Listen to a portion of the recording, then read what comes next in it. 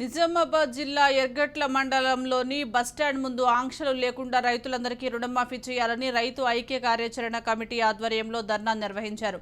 ప్రభుత్వం ఏర్పాటు కోసం ముఖ్యమంత్రి అబద్ధపు హామీలను ఇవ్వడమే కాకుండా దైవ ప్రమాణం చేశారని రైతు ఐక్య కార్యాచరణ కమిటీ నాయకులు మండిపడ్డారు. తీరా గెలిచిన తర్వాత రుణమాఫీ విషయంలో అర్హులైన రైతులకు కూడా రుణమాఫీ అందించక ఇబ్బందులకు గురిచేస్తున్నారని నాయకులు అన్నారు. ఆంక్షలు లేకుండా వడ్డీతో సహా 2 లక్షల రుణమాఫీ చేస్తారన్న వాగ్దానాన్ని నిలబెట్టుకోలేకపోయారని విమర్శించారు. ఇప్పటికైనా రైతు సంక్షేమమే ఎజెండా అని గొప్పలు చెప్పుకునే కాంగ్రెస్ ప్రభుత్వం ఆంక్షలు లేకుండా రైతులందరికీ వడ్డీతో సహా రుణం మాఫీ చేయాలని డిమాండ్ చేశారు.